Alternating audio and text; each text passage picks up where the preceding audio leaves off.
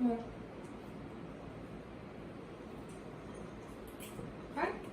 Foi.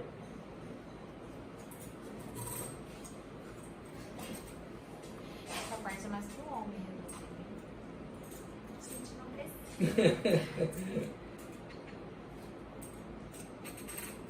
E... 2, 3 e já. Ei, gente! Estamos comemorando 1 ano do nosso podcast Menstruar, Gozar e Parir. Hoje o episódio é super especial e o tema é 1 ano do podcast. Só que, como a gente sempre pensa em vocês, a gente resolveu comemorar esse 1 ano com as principais dúvidas que a gente recebe. Aqui no podcast, lá no Instagram, no consultório, as perguntas que vocês mandaram pra gente. Então, esse podcast é pra vocês.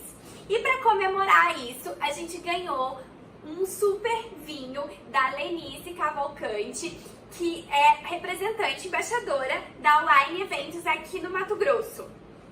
E é muito legal, porque ela entrega em casa, então a gente pode receber em casa, não precisa sair pra comprar. E ela ajuda você ainda a escolher qual vinho vai combinar com a ocasião que você tá querendo comemorar. Então, dependendo do tipo de prato, né, que vai ter no seu evento, que você vai jantar, o que você vai, enfim, servir para os seus convidados, ou simplesmente comemorar alguma coisa. Então, ela vai te ajudar a escolher aí a marca do vinho. Então, fica a dica, esse episódio de hoje está sendo patrocinado pela Wine Eventos e a gente está muito feliz com o patrocínio deles.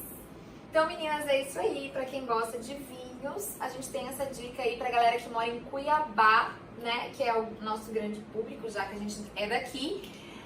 Fica a dica pra seguir a Lenice Cavalcante. Então, a arroba dela é Lenice Cavalcante. Vocês podem aí encomendar o vinho que vocês desejarem. E vai ter o contato dela na descrição do episódio. Falando em Cuiabá, que nós somos de Cuiabá, a gente tá muito feliz porque o nosso podcast não é escutado só em Cuiabá. Claro que não. Já foi escutado em mais de 21 países. Ai, Olha, a gente é muito que internacional. A gente tá muito feliz com a audiência de vocês, a gente tá muito feliz com o carinho que a gente recebe. Só por isso, por vocês, por esse carinho, que é que a gente faz dar certo, né? E a gente fica animado em gravar. Hoje, por exemplo, a gente tá gravando 8h30 da noite. 8h30 da noite. Tô cansada. Por isso que esse podcast também a gente tem um agradecimento enorme pelos nossos produtores, a Gabs e o Fred.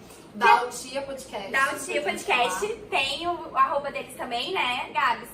E, gente, eles são maravilhosos, porque a gente não tem tempo, a gente grava de última hora, a gente desmarca. Desmarca toda hora. Tá tudo certo, né? Tá tudo certo. Gente, outra coisa que a gente queria compartilhar com vocês, pra vocês ficarem orgulhosos da gente, é que a gente tá entre os 100 podcasts mais escutados de saúde do Brasil. O seu podcast aqui do Mato Grosso está entre os 100 do Brasil, gente. Isso é demais, né? Demais.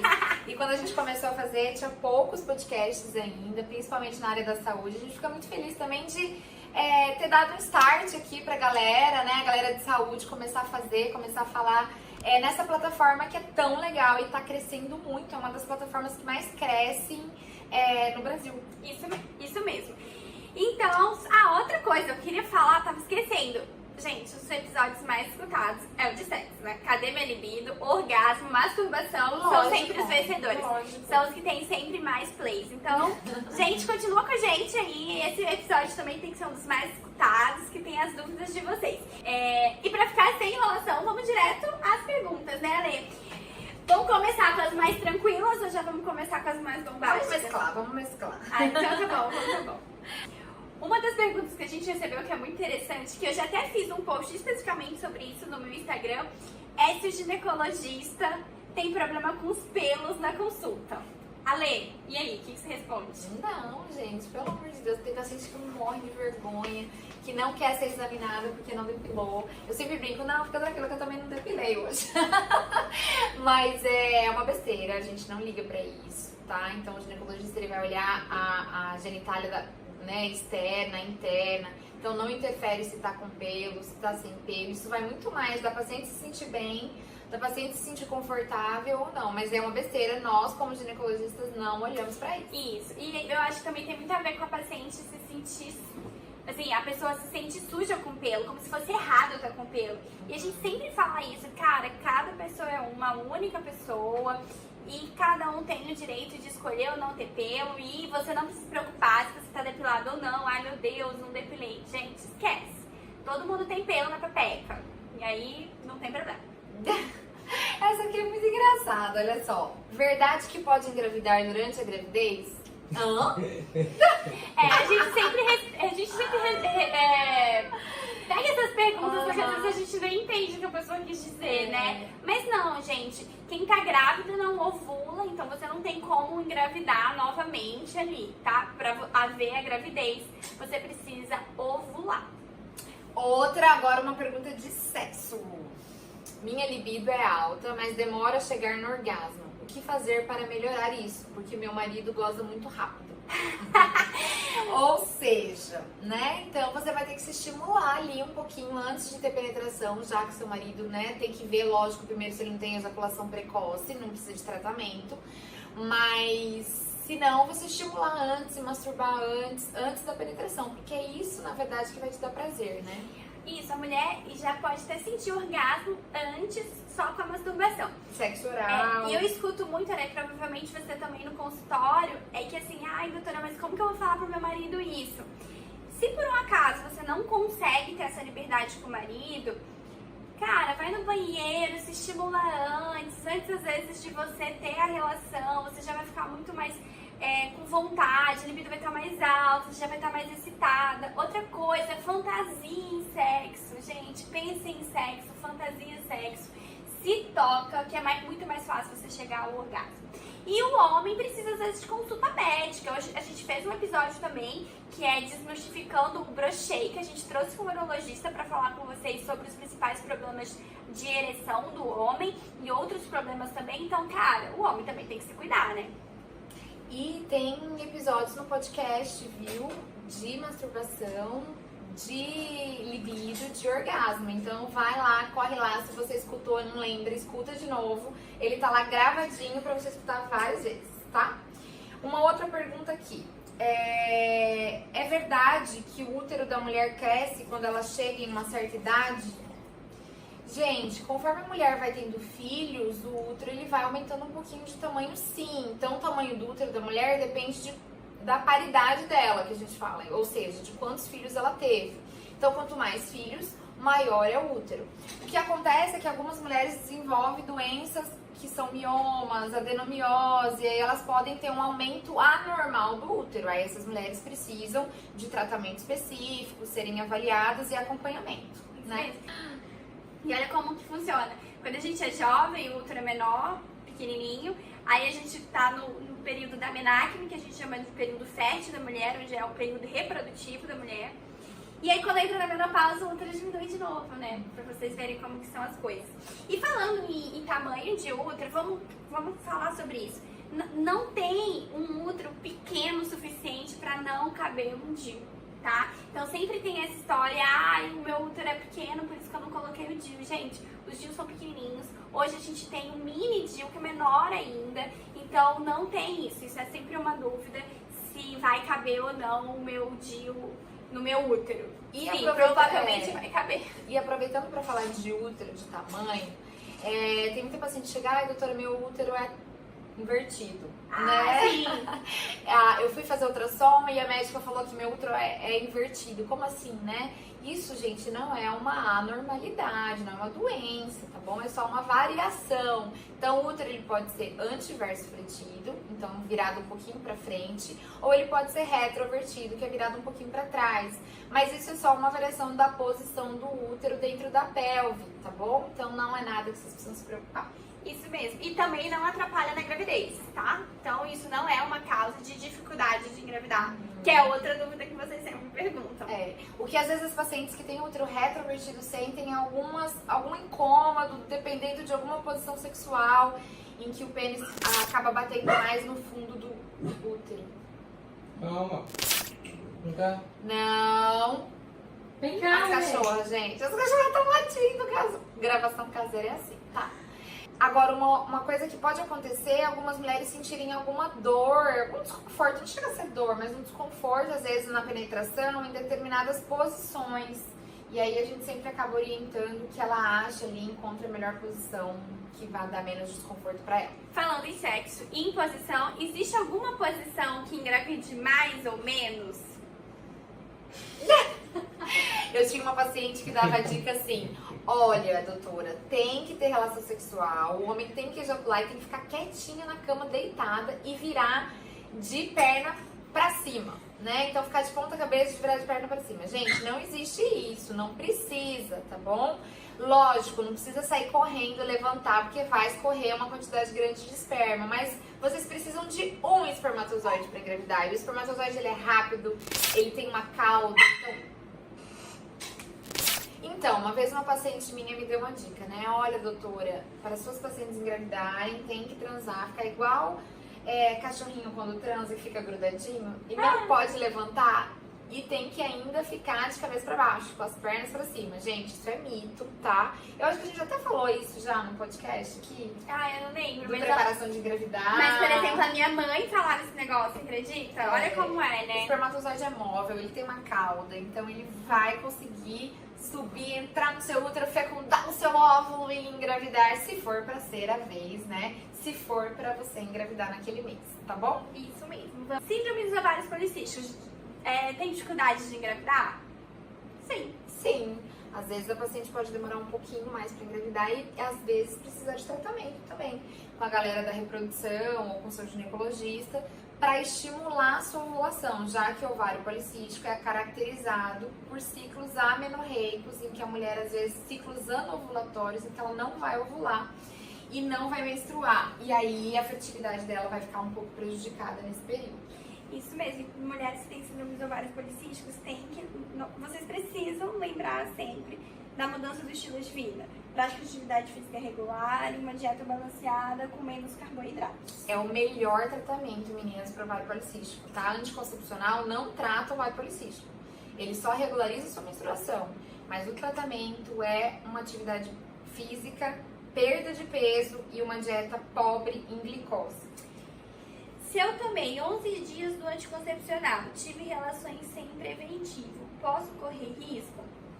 Pode. Nada é 100%, né? Mas assim, os primeiros 15 dias do anticoncepcional são os mais importantes. Porque quando você começa, se a gente começa na teoria no primeiro dia do ciclo menstrual, tomar o anticoncepcional nesse período vai bloquear que você ovule. Então assim, é mais perigoso você esquecer nesse período, ou deixar de tomar nesse período, do que, por exemplo, no final da cartela, entenderam? Tem mais riscos no início, então sim, você tem risco de engravidar. Olha uma pergunta sobre mama, que legal, ó. A gente tem poucas perguntas sobre mama, né?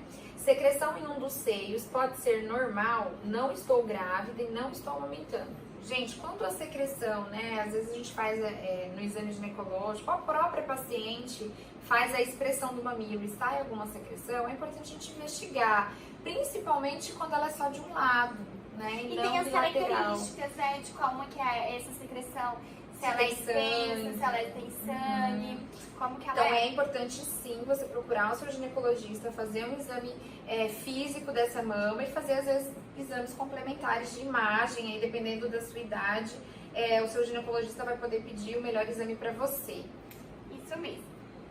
Tive diarreia na primeira semana da cartela nova, mas ingeri outra. Tive relações sem perigo. Gente, vocês morrem de medo de engravidar. No canal do YouTube. Peraí, deixa eu ver. Tive diarreia na primeira semana da cartela nova, mas ingeri outra. Eu não entendi. Então, na verdade, o que ela fez? Ela teve diarreia, ela ingeriu outra, entendeu? Outra pílula. Outra pílula, provavelmente. Vocês morrem de medo de engravidar. Lá no canal do YouTube, eu recebo tanta pergunta. Gente, para tudo, Alessandra. Eu sou youtuber. Já tem mais de 12 mil seguidores. Gente, Tem muitos vídeos lá, gente. Tem quase 200 vídeos pra vocês lá. Então, quando vocês quiserem, tiverem um tempinho, passe lá, curta, ativem o sininho, indiquem pras amigas, porque tem muito vídeo de gravidez, de sexualidade, de ginecologia. Pera aí, ela adora falar. Como é que é? Curta esse vídeo, se inscreva no canal, E né? ative o sininho. E ative o sininho. Mentira, não fala não. Gente, ela é youtuber. Eu tenho uma amiga youtuber. Ai, meu Deus. E assim, o que acontece? Na verdade, existem sim algumas interferências com a efetividade do anticoncepcional. Mas a diarreia, se você tomou e teve diarreia, o seu anticoncepcional foi já absorvido, né? Então a gente não tem tanta preocupação. A gente tem mais preocupação quando a paciente tem vômito. Então ela acabou de tomar e ela vomita. As primeiras 3, 4 horas. E também se ela tá usando algum outro remédio que possa competir aí com a absorção do anticoncepcional, tá? Mas no mais, não, uma outra dúvida super comum é quando esquece, né? Esqueci a pílula, o que eu faço? Toma a próxima. Toma a próxima. Desculpa, toma a próxima não, corta Gabs. Toma a pílula. Não. Tem muita gente que pergunta também, nossa, esqueci de tomar a pílula no dia, na hora combinada. O que eu faço? Toma a pílula esquecida. Se você passou mais de 12 horas, você toma a pílula esquecida e a próxima no horário dela. Se passou mais de um dia, você pode tomar as duas. Só que o ideal é que você comece a ter relações com camisinhas. Principalmente se for nesses 15 primeiros dias da pílula. E outra coisa também, a dúvida muito comum dessa questão do anticoncepcional é quando troca o método ou começa um método, com quanto tempo vocês estão protegidas, né? Então aí, os 15 primeiros dias tem que cuidar com outro método, seja de barreira, seja tabelinha, porque pode engravidar. Quando a gente fala dos DIUs, não, eles funcionam 24 horas depois. O DIU de cobra a gente tem que ter a preocupação se ele está exatamente no lugar, então a gente libera depois da primeira ultrassom que a gente verificou se ele está no lugar. O DIU hormonal, como ele funciona no lugar ou não no lugar, aí ele já está funcionando 24 horas depois. Uma outra pergunta, achei muito legal essa pergunta, eu amei na verdade. A mulher na menopausa perde o desejo sexual, por que comigo está sendo o contrário? Gata, conserva. Adorei, olha só, tá vendo? Então, essa ouvinte que mandou aqui pra gente essa pergunta afirmou que a vida sexual dela tá melhor na menopausa. E por que não pode ser melhor? Lógico que pode. Não, pois é, a gente já falou isso de sexo na menopausa, é outro episódio que a gente falou sobre sexo, direcionado para as mulheres que já chegaram na menopausa.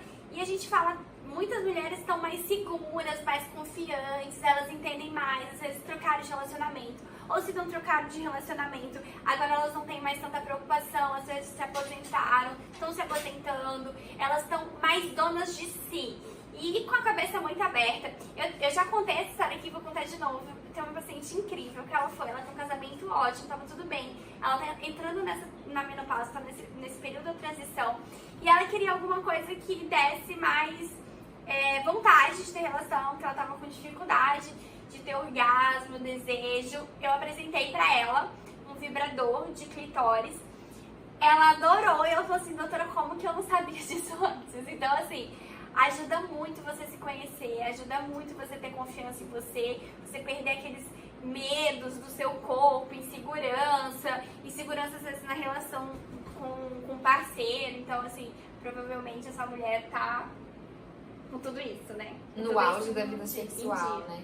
Antigamente as mulheres eram tão podadas, né? A sexualidade dela era tão podada e hoje em dia a gente vê essas mulheres mais velhas se libertando, né? Isso é muito legal.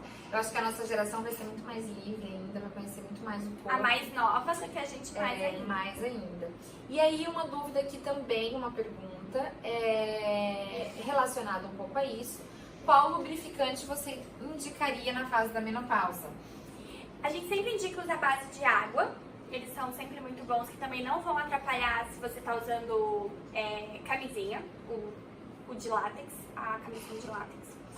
E hoje o nosso queridinho, grande queridinho, né? Que melhora cabelo, melhora a pele, melhora a vagina, que é o óleo de coco, que é natural, que você pode usar tanto na relação sexual quanto para hidratar a vagina.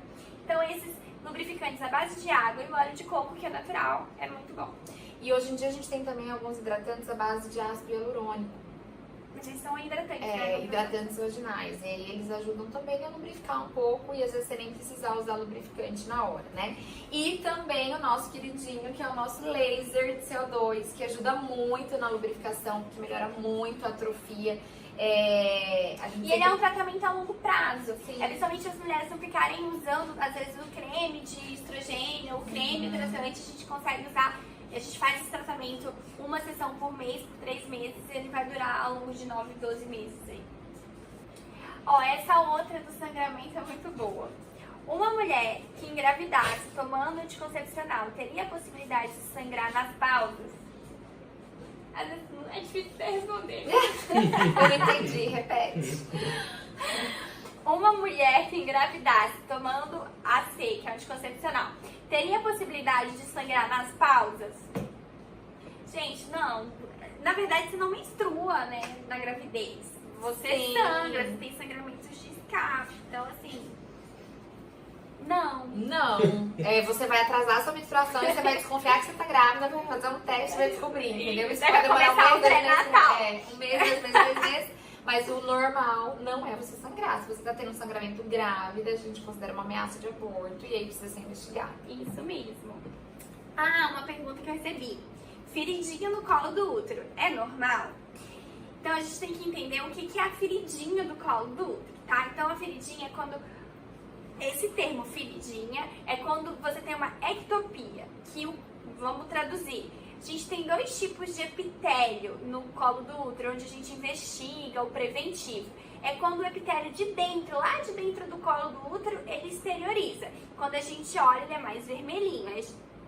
Quando se fala feridinha, é esse termo, é uma ectopia. Isso só precisa ser tratado se você tem sintomas. Por exemplo, sangramento pós-relação sexual, você transa, sangra, a gente pode cauterizar. Se você tem corrimento, vaginose de repetição, aquele corrimento que tem mau cheiro, a gente também pode cauterizar. Mas fora isso, a gente não precisa fazer nenhuma conduta, tá? A gente continua colhendo preventivo, de modo anual por 2 anos e depois a cada 3, que é a nova diretriz. E só isso. E todas devem vacinar para HPV. Então, feridinha do colo do útero não é algo normal, mas é comum a gente poder achar. Principalmente mulheres que tomam anticoncepcional oral. E antigamente todos os médicos cauterizavam, hoje né? não é mais uma... Então, isso não é preconizado, só se realmente vocês tiverem alguma lesão, e aí sim vai ter o tratamento específico para cada tipo de lesão. Gente, a gente recebeu uma pergunta super legal, de uma cidade, não é Cuiabá, é Boa Esperança. Boa Esperança do Sul. Boa Esperança São do Paulo. Sul. A gente teve uma ajuda aqui do nosso produtor. Deixa eu ler pra vocês. Achei super legal ela ouvindo a gente, interagindo. Coloquei o DIU de cobre dia 5 de janeiro e desceu 2 vezes no mesmo mês, sendo que a última veio no dia 25 e só parou dia 3 de fevereiro. Esse mês não veio ainda. E sempre costumava vir dia 16. Devo me preocupar com isso? Pode ser gravidez? Gente, como pode, né? Todo mundo tem Sempre a preocupação. O que eu recebo de mensagem de homem preocupado se a namorada engravidou. Gato, bota a camisinha. Ó, deixa eu te falar, pelo que eu entendi, a sua menstruação começou no dia 25. Ela tem de vir agora, essa semana por agora, né? Se a gente pensar que você tem um ciclo aí de 28, 30 dias. O seu ciclo pode realmente ter mudado. Normalmente o DIU de cobre não tem essa alteração, mas como você sangrou... Mexeu no endométrio, né? E vocês têm que parar também com a mania de achar que vocês menstruaram dia 30, todo dia 30 do mês vocês têm que menstruar, gente. O ciclo, ele varia. Às vezes ele vem um pouquinho antes, um pouquinho depois. Ainda mais quando é de 28 dias, são 2 dias antes que vai vir. Né? Ou se ele é um pouco mais longo, de 32, ele vai vir depois. Então, parem de ficar tão pisca querendo que... A gente às vezes pergunta pra paciente, sua menstruação é irregular? Aí ela fala, não, doutora, nossa, é tudo desregulado. Mas vem todo mês? Vem de quanto... Aí você vai ver que é regular, né? Só que o ciclo é um pouco mais curto. Isso. Então, é normal ser de 21 a 35 dias. Então, vamos pensar. Se você menstrua a cada 35 dias, você vai ficar mais de um mês sem menstruar. Se você menstrua a cada 21 dias, você pode menstruar 2 vezes no mês e seu ciclo é regular. Então, baixem aqueles aplicativos.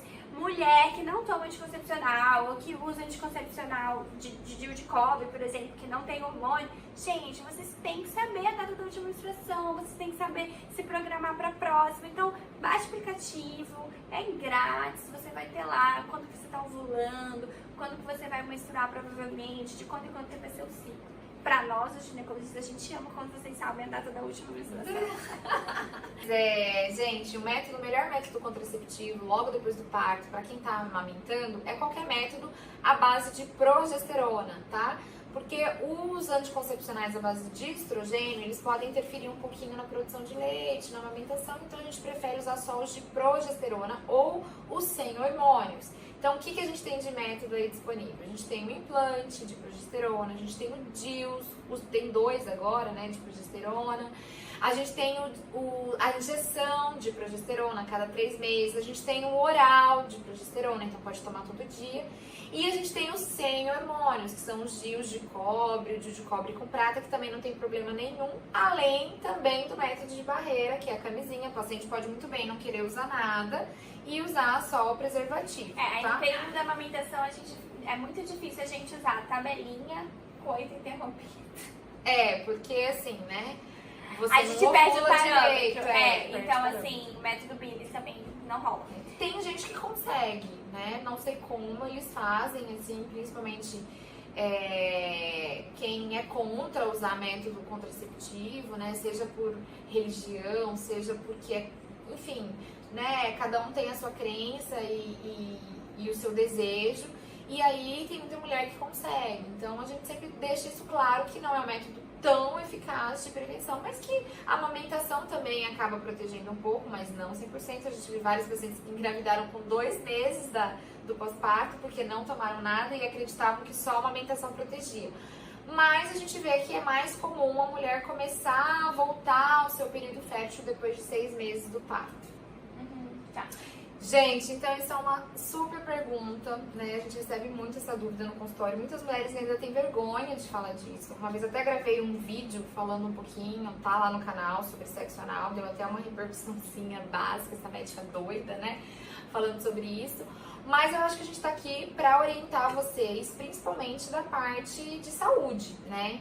Então, sexo anal não faz mal, tá? Só que ele tem que ser feito com segurança, ou seja, com preservativo. Por quê? A região anal é uma região que é muito fácil fissurar durante o ato sexual. Então, formar microfissuras e aí vocês podem estar sujeitas a se infectarem por infecções sexualmente transmissíveis. Então, além do que, o intestino é um local com fezes, né, e que tem bactérias diferentes. Então, a camisinha vai proteger não só a mulher, mas também o homem, né? Protege os dois contra infecções sexualmente transmissíveis e contra alguns tipos de bactérias. E para evitar essas microfissuras também, a paciente precisa estar lubrificada, tem que usar lubrificante. Porque a região anal não é lubrificada, gente. E aí a gente tem que sempre pensar nesses lubrificantes que a gente falou lá atrás, a base de água ou óleo de coco, que não faria mal pra gente usar em relação à camisinha.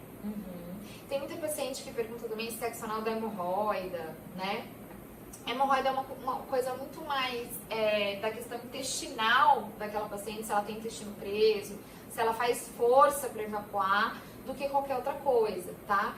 Então, lógico, se você tem hemorroida e aí durante o ato sexual anal você tem dor e não tá confortável pra você, eu acho que não é legal, né? Então, se tá confortável pra você, ok.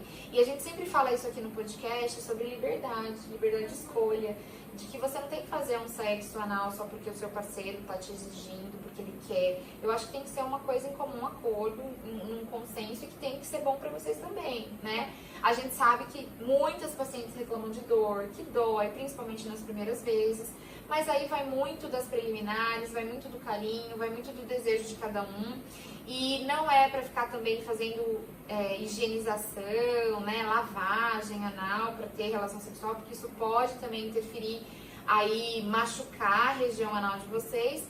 Então, o ideal é que seja com o mínimo intervenção possível, tem que tomar cuidado também essas pomadinhas anestésicas que as pessoas usam, porque pode machucar e você não sentir que tá te machucando, né?